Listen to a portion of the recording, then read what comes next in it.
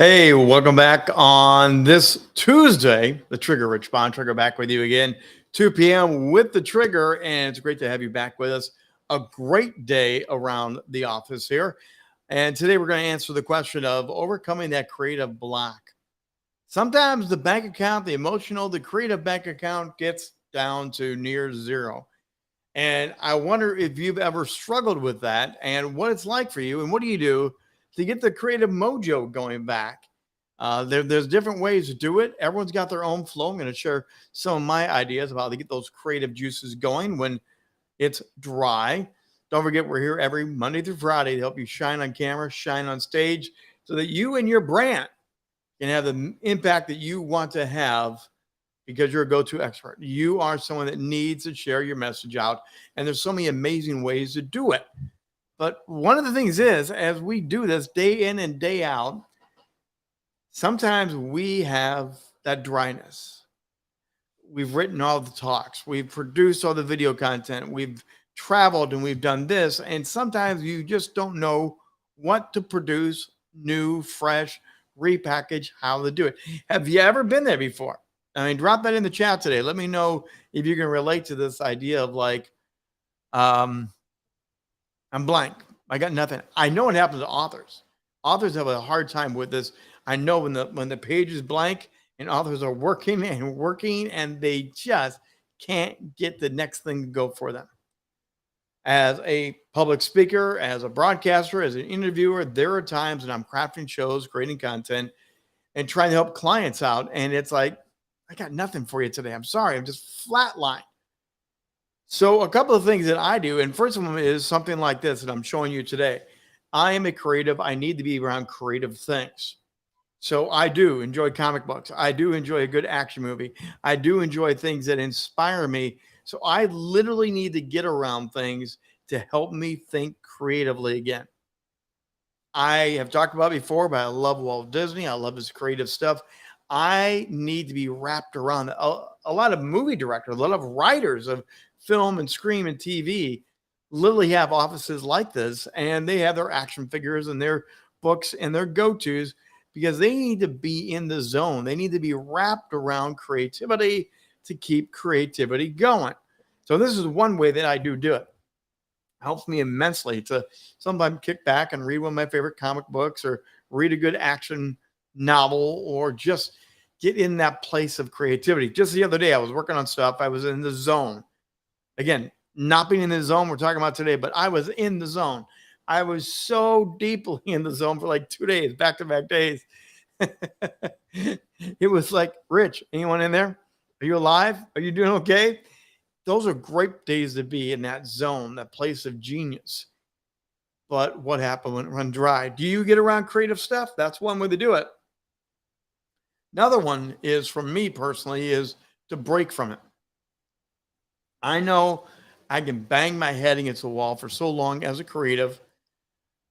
And I know sometimes I need to just get out of it, break from the office, get away from the microphone, go for a long country drive, go for a hike, go for a walk, go get something fresh to eat, go smell the roses, whatever you want to do. Just get out of it. There's nothing more frustrating than being dry, than being empty, and knowing it's not going to happen here. It's not going to happen in this room, in this time. So I have to go someplace to reset myself. There are times I'll take a whole half a day and just flake out, go. It's the best thing in the world to reset yourself. Maybe that's one of the ways that you do it. Another way, literally, I will take a tablet of paper and I will just begin writing. I have no destination. I have no idea of what I'm going to do, how I'm going to do it. And what I end up doing is I just drop junk on paper just to get the engine going again. Can anyone relate to that? Where you're just like, it's a brain dump. I mean, right now I've got charts, I've got scribbles, I've got things working on other ideas and projects. And sometimes it's fun just to get out from the desk, get out from the office area. Again, take a tablet. Just the other day, I was up on the landing that we have here in my complex, and I was out on the balcony area. turned on some music, had a tablet there with me, had my iPad with me, but mostly it was to reset, to dream, to vision, to doodle, and also just take in the sun rays and get away from it all. Overcoming that creative block is so important, but it's also one of the things I think I want to make sure you understand. Don't force what's not there. As creatives, we get stressed out. As creatives, we get against our own imaginary deadlines. As creatives, we see other people doing things and we go bigger, better, bolder than the other people around us. You don't have to. There's nothing saying you have to do anything other than be true to yourself. Know that this is not every day at the highest level. I learned that a long time ago. I cannot maintain the highest level of creativity, presenting, of speaking, producing, writing. It's not going to happen. But when I'm in those places of zone of genius and reach, I'm going to stay there as long as I can. And then those days when you can't, you find another way to get out of it. Like I said, one of my best ways is being in creative places with other creative people. Being here in Washington, D.C., it is kind of fun to go down to the art museums and walk around, see other creatives. It's great to go into one of the museums here has all the TV movie memorabilia. It's great to go see that stuff. It really does re-energize and get me going once again. What is it for you that most helps you to break that creative block? Maybe it's perhaps getting around other creatives. This is another one that works for me. I literally like hanging around with other visionaries, other creatives. I'm not going to be providing much creative mojo that day. Sometimes it's just good to get in the room with other people. Say, wow, okay, you're doing that. I'm doing this. I hear what you're doing over there. Just be around people that are still in it. They will inspire you. It will re-energize you. It may challenge you. But sometimes just being in the right room with the right people that will say, hey, you got it. It's okay. We've all had days like that. Sometimes commiserating, licking your wounds together, and then going back out at it again is a wonderful thing.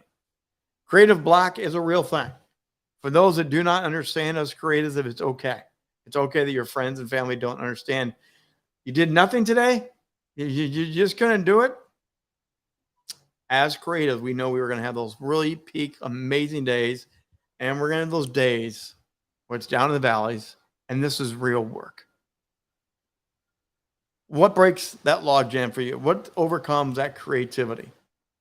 And what do you do when it gets going so fast you can't control it? Do you ride the wave? Do you try to control it? I'm curious to hear about that as well. As always, we're here to help you shine on camera and shine on stage. And part of that is admitting when you have it, admitting when you don't. Coming up very soon, I'm getting more and more excited about National Stutter Awareness Week. That's going to be coming up on May 8th through the 13th. And National Stutter Awareness Week, I'm going to be focusing on that by doing a special series called I Stutter. You're going to be right here to 2 p.m. live. We're going to do 5 days of it. I have several speakers already lined up. I'm going to be talking with other people who stutter, but have had amazing careers. They have overcome. They're still learning how to work with their stutter. And we're going to inspire. We're going to educate. But one of the biggest things that as I talk to these different people, amazing people, is that we are going to help everyone relax. One of the things that I know from people that stutter, that people who watch and are impacted from us, people get nervous for us. They take on our anxiety. They take on it.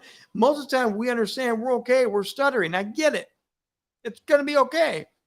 We want other people to understand it's okay to be okay. When our tongue gets tangled, when the words and the ideas don't quite come across as fast as we would like, we want other people to know it's okay because we're okay, so you can be okay. Join us for that National Stutter Awareness Week. Again, coming up on May 8th through the 13th. It's always a wonderful time. And if you are interested in getting a little coaching, get a little insights, understanding how you can better break from that creative logjam, the area that you're stuck in. Maybe you're stuck in that zone of genius right now. Maybe you're not sure of what you need to get out of the rut. It's painful to be in that rut. Book a free consultation call. I'd love to hear about your dreams, your plans, your goals, your ideas, And if you need someone to help you kickstart the creative juices, let's have a call. Let's see how I can work with you, how Rock the Stage can help you. Just hit that QR code and let's talk about your creativity and your plans, because that's what we do at Rock the Stage. We help you shine on camera, shine on stage, to elevate you and your brand. And that's going to do it for today. Thanks for streaming along here today. We'll be back tomorrow with another 2 p.m. live. And then tomorrow night, 7 o'clock Eastern time, we go live with Robin Cressman. Robin Cressman is a true rock star in so many different ways. And we're going to get you rocking and thinking about ways to present, to teach, to lead the way they do in Hollywood. Join us tomorrow night, 7 p.m. Eastern time with Robin Cressman on How to Rock the Stage. Until then, I'm the Trigger, Rich Bontrager. Have a great day and keep rocking your stage.